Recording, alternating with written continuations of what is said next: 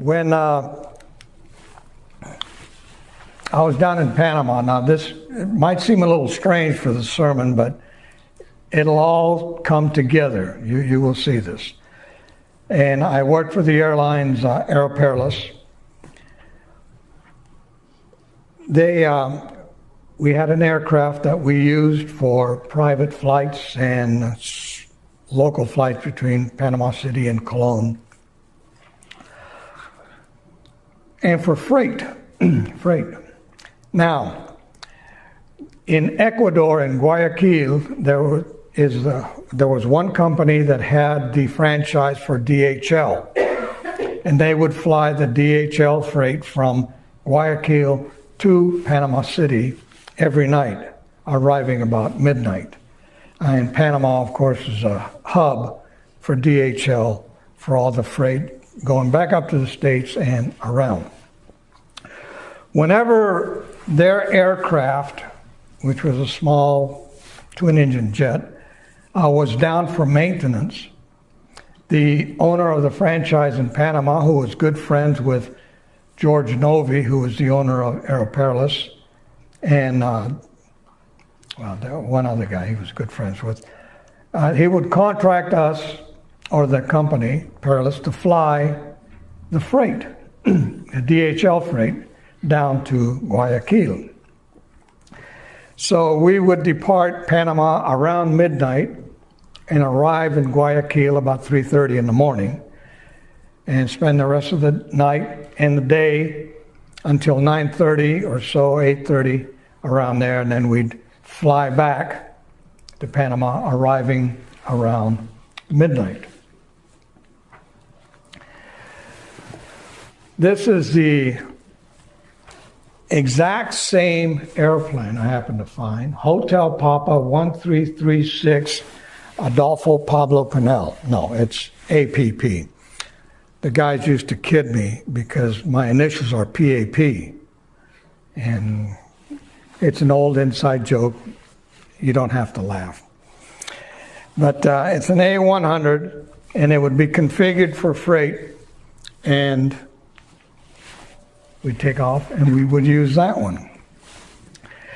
This here is the flight deck of the A and A100 aircraft. Ours just didn't have these little neat TV screens for the pilot. We just had this instrument. And of course that's the radar.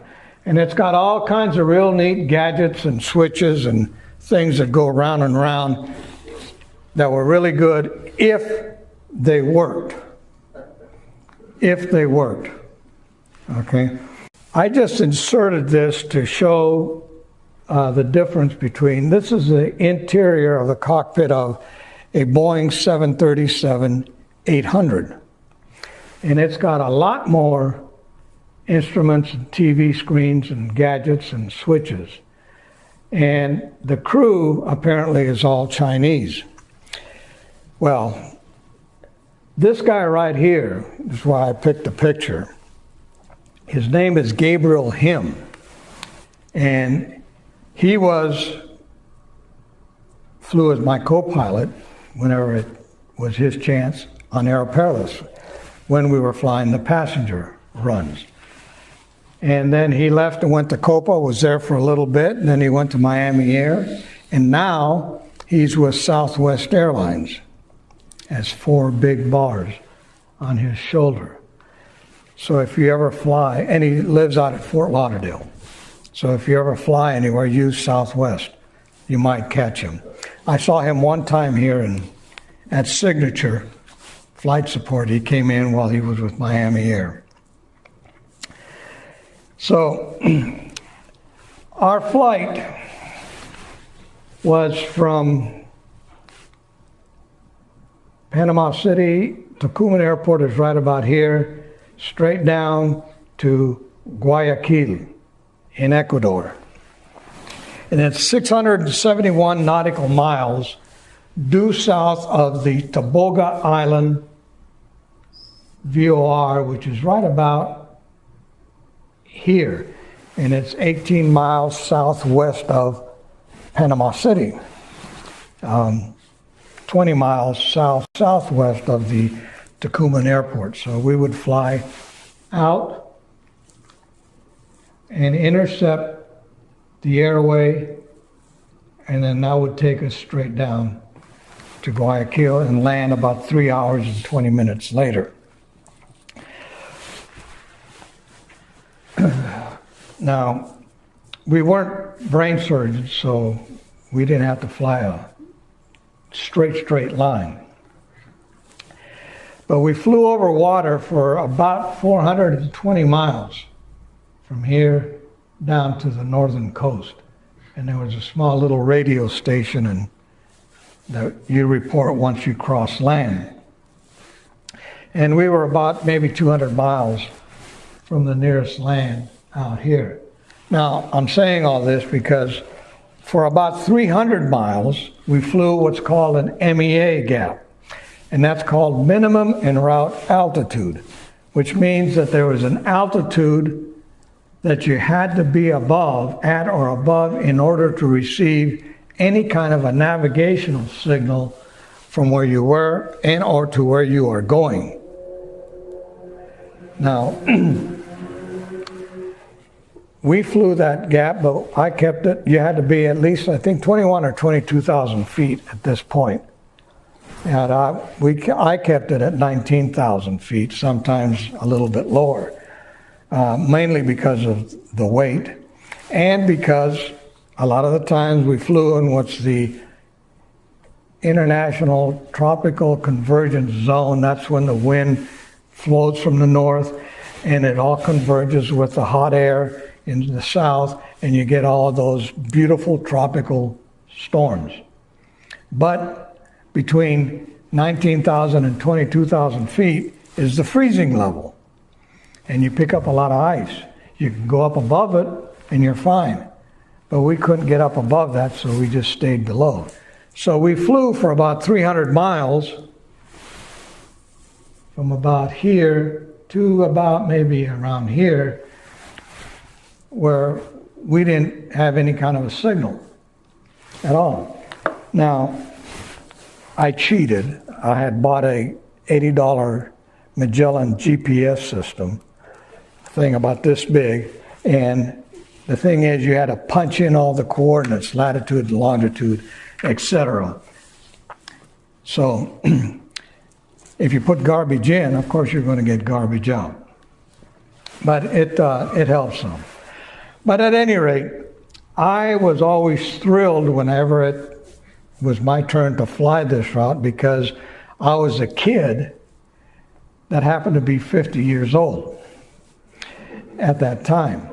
And I always imagined myself being like the old aviators of back in the 30s when they were flying over the Pacific in those clippers, and they had to navigate by dead reckoning or which is time distance heading, or navigate by the stars.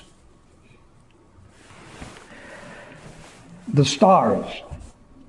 This is the original and the most accurate navigational system that was ever invented. And of course, it wasn't invented by man. In Genesis 1:14, it tells us that then God said, "Let there be lights in the expanse of the heavens to separate the day from the night, and let them be for signs, for seasons, for days and years."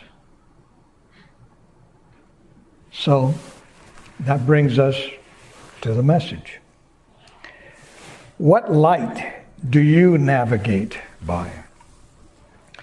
Now, it was on these flights, the very first one that I took, that I first laid eyes on the Southern Cross.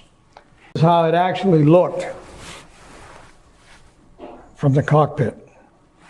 Now, not as big, but off in the distance.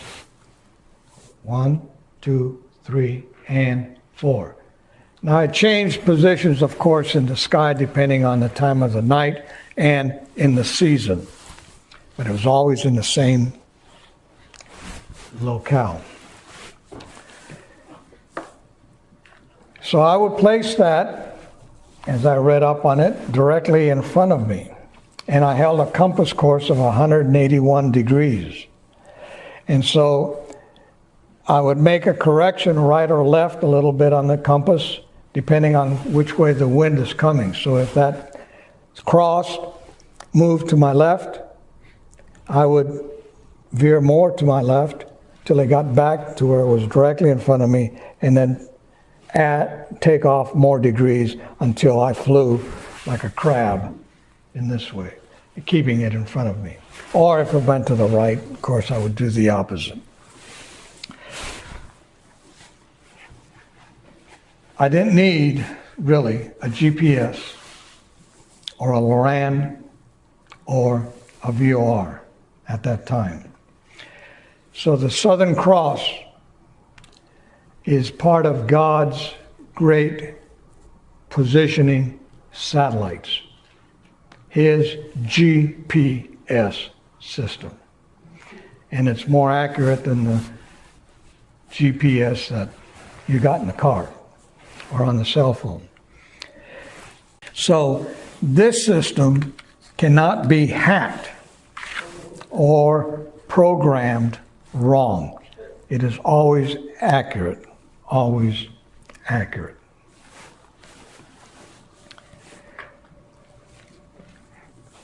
In Matthew 5, verse 14 through 16, he had just finished telling them about being salt.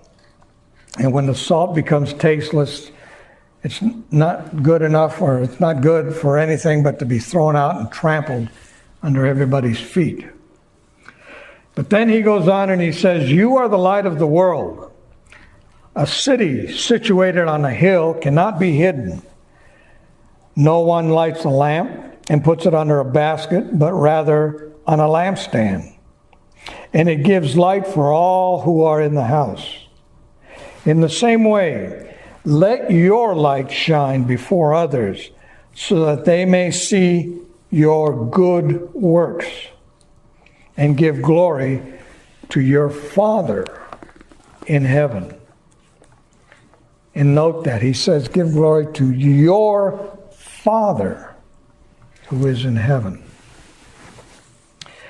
Now, I recall when we were in John, in the 8th chapter, beginning in verse 12, it was the Feast of the Tabernacles.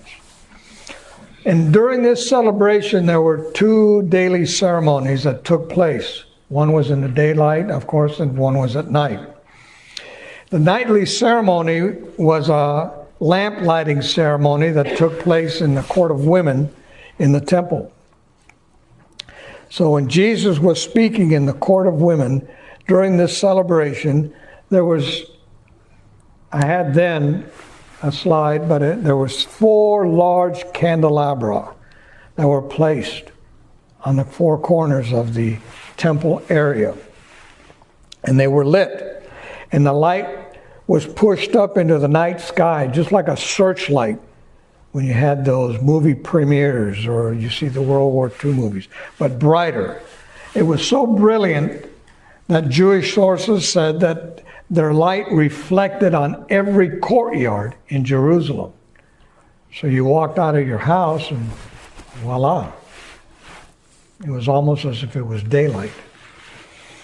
Well, these candelabra, they served as a reminder to the Jews of the pillar of fire by which God guided Israel out of Egypt and through their 40-year sojourn in the wilderness. And it was against this background that Jesus makes his statement announcing that he is the true light of the world.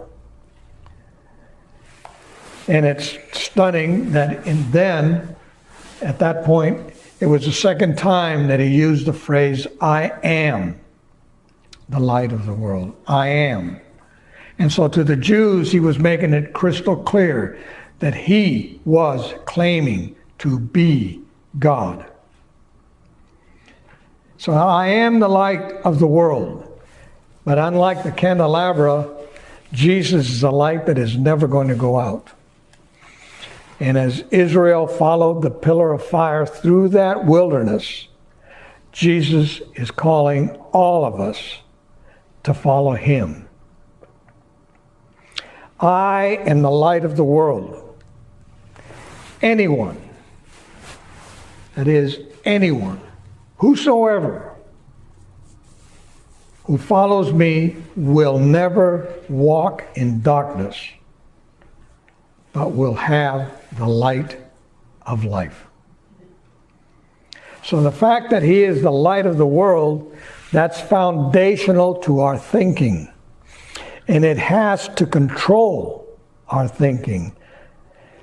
And so that we examine as we examine his words here in verses 14 through 16, where that metaphor also applies to us here today. Applies to everyone that is sitting in a church who is a follower of Christ. So, what are the spiritual facts about the light of the world? Well, in that Jesus is the light of the world, that is great, that's glorious. But it tells us that in all things there is also darkness in the world. And if it wasn't so, why would he make that point, issue that point? The darkness in the world is a spiritual darkness, and it dominates the world's system. And it's really, really bad, terrible. The bad part about this is that those who inhabit the world, John tells us in chapter 3, verse 19 of John, that the light has come into the world and men loved darkness rather than the light, for their deeds were evil. Now, by itself, darkness is one thing. But intentional darkness is far worse. So why then the preference for darkness? Why is there? Well, all of us are born. And we are born how? We are born in sin. Psalm 51:5. Ephesians 2:3. Romans 3:23. And Romans 5:12. I don't have those written down there for you. John tells us again that the world loves darkness because its deeds are evil. So consciously or unconsciously, the world will try to reason it somehow. They'll try to justify it. I hope you get this likeness. It's like in Shakespeare's play, Macbeth, where Lady Macbeth, when she's planning the death of Duncan, she says, "Come, you spirits that assist murderous thoughts. Make me less like a woman and more like a man, and fill me from head to toe with deadly cruelty. Thicken my blood and clog up my veins so I won't feel remorse, so that no human compassion can stop my evil plan or prevent me from accomplishing it. Come, thick night, cover the world in the darkest smoke of hell, so that my sharp knife can't see the wound it cuts open, and so heaven can't peep through the darkness and cry, 'No, stop.'" And that's a pretty grim picture. Very, very grim picture. But it is biblical and it is true. So that makes Jesus' pronouncement even more thrilling. It should, or it can get you motivated. He says, you are the light of the world. So if we are true believers, we are the light of the world. But to say that ourselves, with no precedent or no sanction, is being arrogant when you're talking yourself about yourself. It is the height of arrogance. So it's an amazing statement that comes from Jesus. Taken into consideration, the way we like to act once we're all by ourselves or left on our own. So how can this be?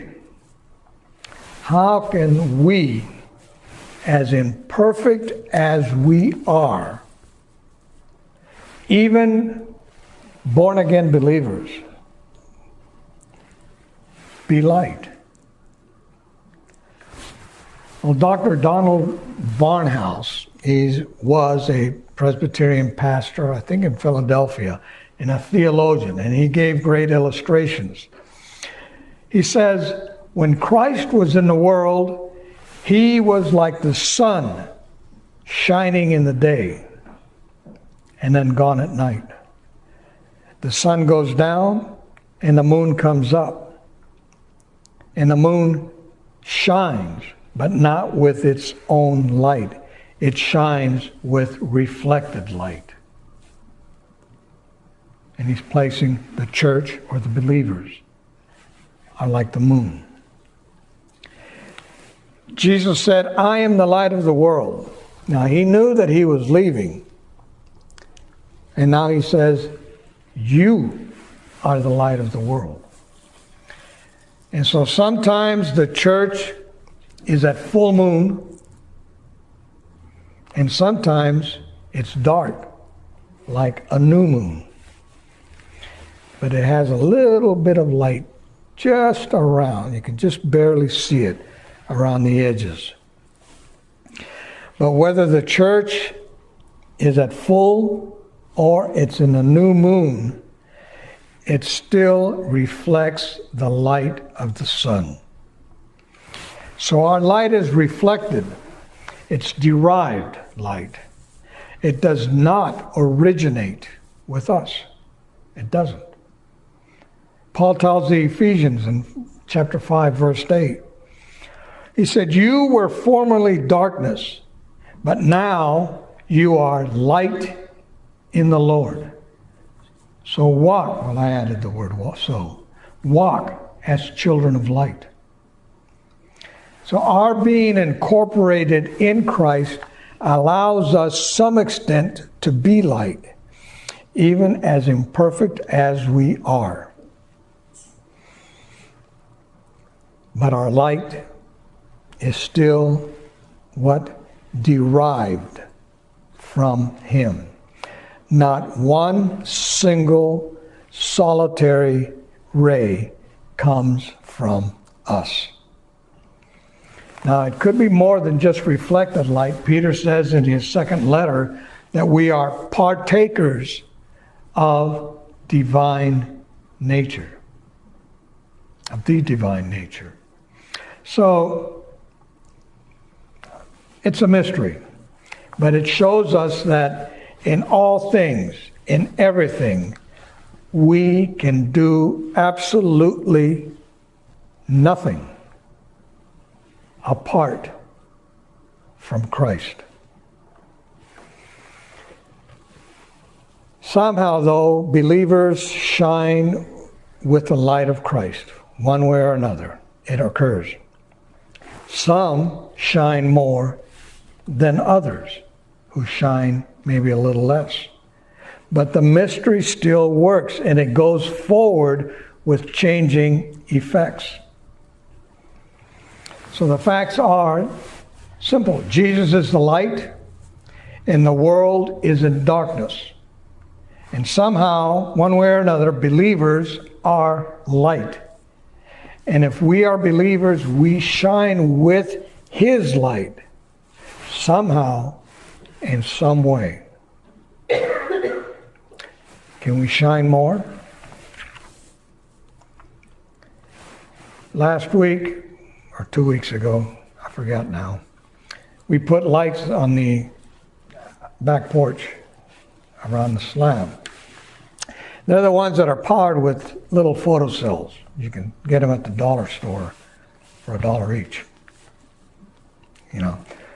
But for them, in order to work, they have to be charged by the sun, or at least by light, so that when the light is blocked, when it gets dark, that's when they come on.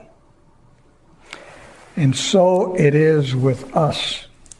We have to expose ourselves to Jesus in His Word, spend time in prayer, soaking up His rays, charging ourselves, our photocell, our own photocell.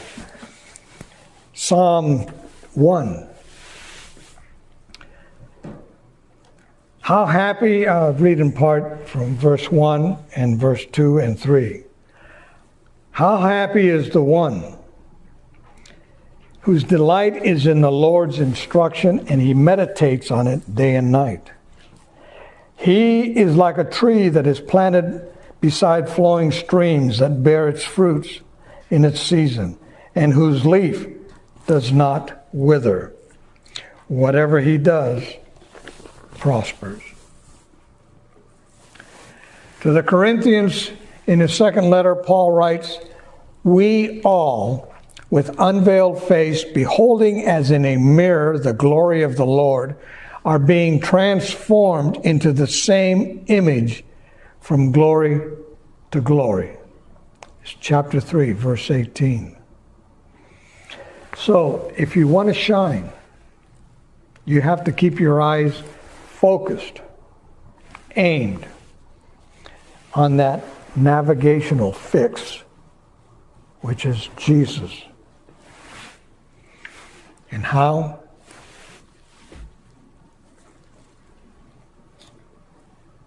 His Word. Simple as that.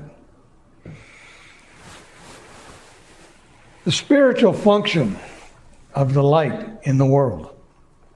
So, it's difficult to hide the lights of a city, whether it's up on a hill or in the mountains, or like out in Los Angeles, we'd go up in the San Gabriel Mountains above Monrovia, and you could see the LA Valley. And there'd be nothing but lights. You can't hide that. So whether it's on the hills, in the mountains, or in the valleys, big or small, the light will shine. And believers are like this. They are visible and they can be seen. And there ain't no such thing as an invisible believer. Jesus refers to believers like a lamp that you have in the household. And it gives light to everything in the house. So if a believer, you have a tendency to hide yourself, put a cover over yourself, you're going to extinguish that light that you're reflecting. So what's the function of a light?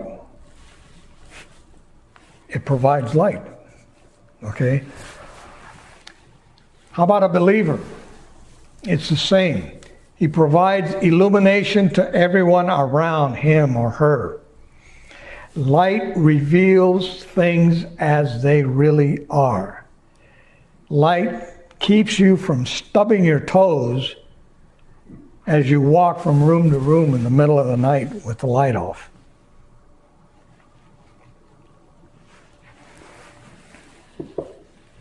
So it's not a very safe place when you're in the dark.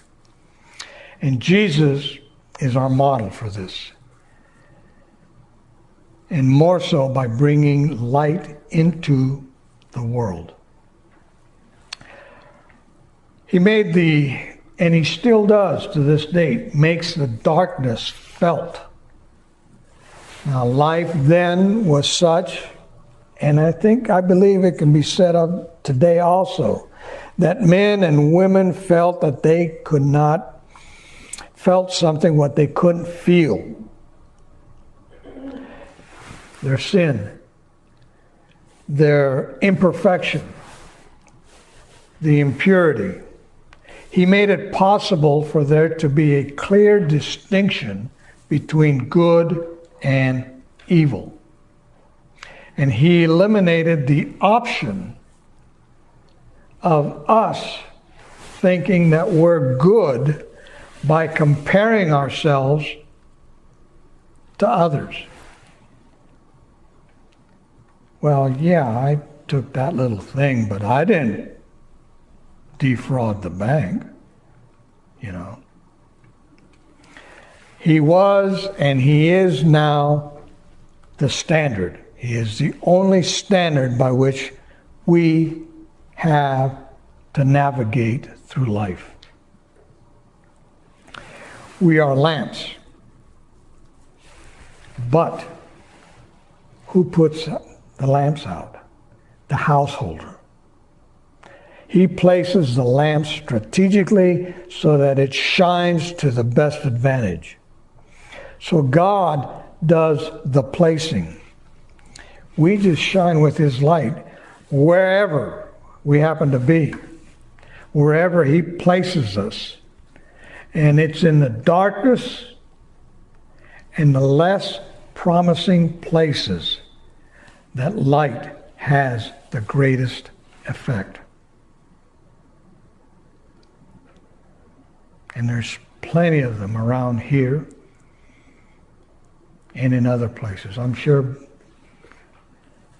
I was going over this, I called them Trent and Brandy, or Brandy and Trent, and I combined the names. Can say the same thing about what they see and have seen. God has made us visible like a city on a hill. And who brought that term up? John Winthrop. When the first colonists came. John Kennedy, when he was addressing the General Court of Massachusetts back in 1961,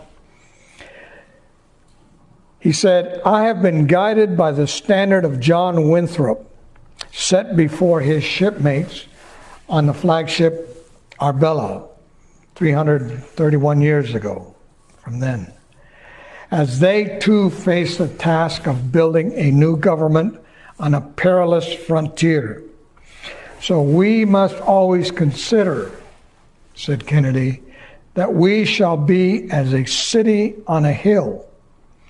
The eyes of all people are upon us." Ronald Reagan made it famous, and there are countless others, politicians, have used the term. Reagan did it in his eve of his election in 1980 and in his farewell address. But in 1980, he said, "I have quoted John Winthrop's words more than once on the campaign trail this year. For I believe that Americans in 1980 are every bit as committed to that vision of a shining city on a hill as were those long ago settlers." So the politicians or their speechwriters apparently knew the importance of Matthew 5, verse 14. But of greater importance is God himself has enabled us, the true believers, to truly illumine like a lamp in a dark room, for us to be a city on a hill and bring light to a darkened world. And maybe I'm the only one, but I keep seeing that things keep getting darker and darker and darker out there in the world. There's calls for revival, but you don't see nothing. So what's the spiritual responsibility to all this? Functioning as light in a darkened world will bring us great responsibility. And Jesus was very explicit about this.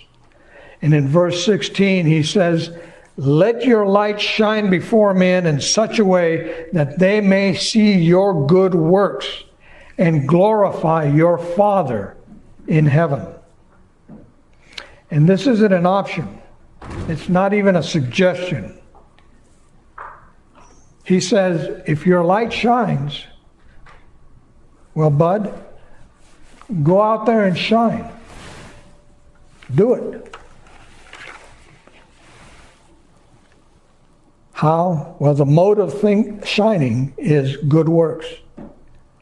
But Jesus uses the word kalos, which carries the idea of beauty and attractiveness, rather than the word agathos, which means good in quality.